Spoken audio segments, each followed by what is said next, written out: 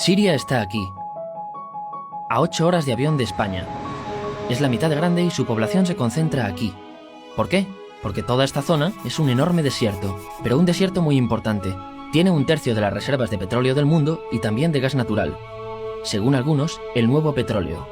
Para sacarlo de aquí y llevarlo a Europa, hay que rodear toda esta península y salir por el canal de Suez. Como te puedes imaginar, aquí te cobran. Pero hay otra manera más fácil, la línea recta. El que controle estas tuberías las puede abrir y cerrar, como un grifo. Si no pagas, no hay petróleo, ni gas. Esta región es increíble. La civilización en el planeta empieza en 3 sitios y este es uno de ellos. Mesopotamia, aquí. Sumer, que te sonará menos, pero es donde empieza todo, aquí también. ¿Recuerdas la Torre de Babel de la Biblia? La hicieron estos tíos. Egipto, aquí. Siempre ha sido un punto de contacto entre Oriente y Occidente, dando a Asia salida al Mediterráneo. Quizá por eso aquí nacen las principales religiones monoteístas, el judaísmo, el cristianismo y el islam. El islam es el último que llega y de hecho acoge a las 2 anteriores. Adán, Noé, Moisés, Jesucristo son considerados profetas islámicos. Bueno, al grano. Como la zona es brutal, todos han querido controlarla y siempre ha estado dentro de algún imperio.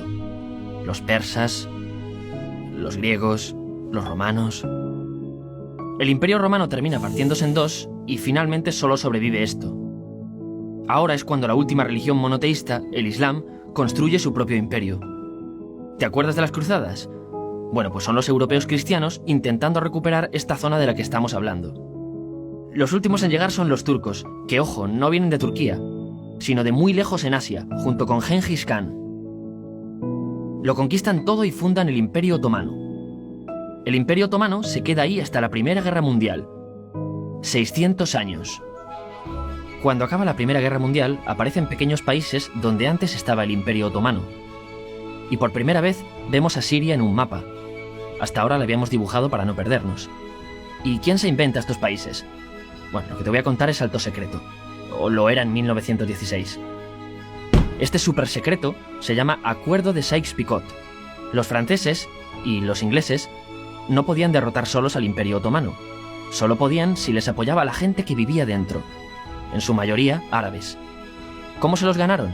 Pues les prometieron la Gran Arabia, un país solo para ellos. El único problema es que era un timo. Antes de seguir, recuerda una cosa. Los árabes son un pueblo, pero no una religión. O sea, un árabe puede ser musulmán, puede ser cristiano, y antes del Islam parece que hubo tribus árabes con tradiciones judías. Bueno, pues a los árabes no les dieron ese único país que les habían prometido. En su lugar, franceses y británicos crearon muchos países pequeños. Estos países, obviamente, no eran países de verdad, sino zonas bajo su control, con gobernantes puestos por ellos. Durante este tiempo hacen lo que quieren con la zona. Recuerda que hay petróleo. Siria, aunque no tiene grandes reservas, tiene fácil salida al mar. Y Francia, que es la que se ha quedado con Siria, se lo da a compañías extranjeras. Después de la Segunda Guerra Mundial, los europeos se van. En el caso de Siria, son echados a patadas. Pero antes de irse, crean otro estado, Israel. No es el momento de hablar de ello, pero es un estado muy polémico que sus vecinos no reconocen. La prueba es que nada más irse los británicos, todos estos estados lo atacan. La zona, a partir de ahora, va a ser una bomba de relojería. Y mientras, ¿qué pasa en Siria? Bueno, pues no es muy estable. Tiene golpes de estado constantes. En esa época, aparece en Siria una ideología que se hace con el control y se expande por el mundo árabe, el Ba'ath. Esta ideología mezcla el antiguo sueño de una sola nación árabe con ideas socialistas. Y algo muy importante, es laica, o sea que no es religiosa. Siria se llega a unir con Egipto, un país con el que no tiene frontera. Pero no es algo raro, muchos de estos países intentan hacerlo también. Como recordarás, a esta gente se le había prometido un solo país y las ganas las seguían teniendo. Pero la unión falla. En este tiempo, Egipto les convence para nacionalizar el petróleo. En Siria, Al-Assad, el padre del Assad de ahora, se convierte en jefe del estado Ba'ath. En Irak, también Ba'ath, comienza a ganar fuerza Saddam Hussein. Las diferencias entre ambos países dividen a los partidos Ba'ath de otros países en pro-Siria o pro-Irak. Ahora ocurre la Guerra Fría. El mundo se divide en 2. O eres de Estados Unidos o de la Unión Soviética. Son años muy movidos en los que se pegan constantemente con Israel, invaden su vecino Líbano y comienza una oposición islamista al régimen Ba'ath de Assad. Los hermanos musulmanes. Vale, volvamos atrás un momento. Recuerdas que la mayoría de árabes eran musulmanes, ¿verdad? Bueno, pues dentro de los musulmanes hay 2 ramas fundamentales. Suníes, la mayoría, y chiíes. En el caso de Siria, a pesar de ser un estado laico, los gobernantes como Assad y los jefes militares eran chiíes, los cuales representan menos del 13%. En cambio, casi el 70% de la población es suní. Un dato curioso es que los cristianos son casi el 10%. Que los chiíes controlen el gobierno y ejército mosquea a la población suní, y ese sentimiento es aprovechado por los hermanos musulmanes, islamistas radicales suníes. Estos toman las armas en la ciudad de Hama, en contra del gobierno, y Assad acaba con la revuelta a costa de matar miles de civiles y encarcelar a mucha gente. En el año 2000, Assad padre muere, y le sucede Assad hijo. Ante las presiones, libera a muchos presos, trae internet y esperanzas de cambio. Hay un periodo de gran debate político y aparece la oposición. También vuelven los hermanos musulmanes. Los siguientes años son difíciles. Arrestan a la oposición. Y Bush incluye Siria en el eje del mal, y esto la aísla. Está mal visto negociar con Siria. Los kurdos, un pueblo que vive repartido por varios países de la zona, comienzan a protestar también. Hay represión y muertos. En 2011, te sonará esto, ocurre la Primavera Árabe. ¿Qué es esto? Bueno, es una protesta que se va propagando por todos los países árabes pidiendo más democracia. Como ves, el mundo árabe, a pesar de estar dividido en países, tiene tendencias generales. Cuando llega a Siria, Assad hijo termina usando el ejército y en los enfrentamientos mueren unas 1000 personas. Los enfrentamientos irán escalando hasta que se conviertan en guerra civil. No hay un momento exacto de inicio. Lo importante es que hoy en día hay numerosas facciones en juego. Vamos a verlas. Pero primero piensa en que todo está dividido entre chiíes, la minoría, y suníes, la mayoría. Chiíes, y además laicos, o sea, no religiosos, son el gobierno de Al-Assad. Controla todo esto, que si recuerdas son básicamente las zonas chiíes del país, y está enfrentado al resto.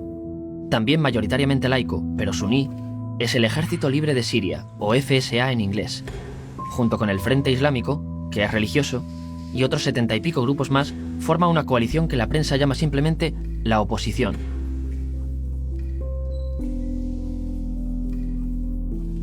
También suníes e islamistas, pero radicales, son Al-Nusra, llamados Al-Qaeda en Siria porque son básicamente eso, Al-Qaeda en Siria.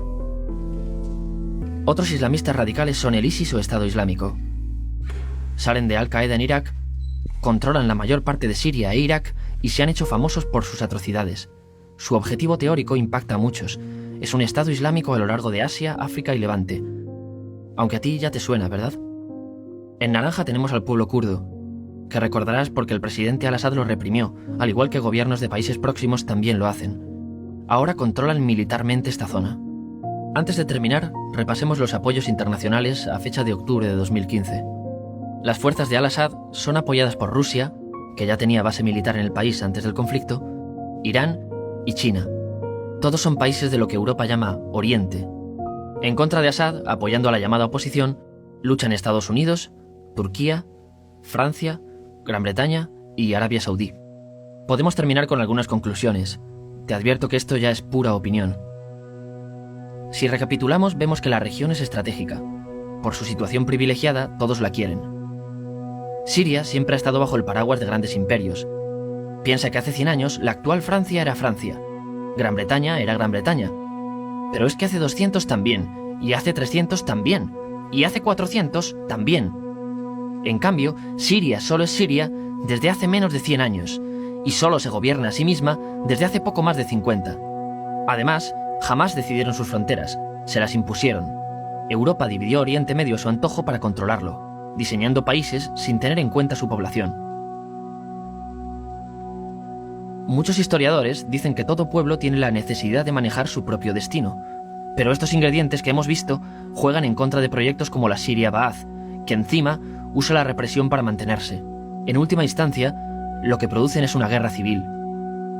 En este contexto no es extraño que aparezcan actores que se alimenten de la desesperación, el sentimiento suní de opresión y la visión de Occidente como invasor. ISIS usa la identidad árabe y la mitología de antiguos imperios. Cuando quieras entender el presente, pregúntate, ¿y el pasado?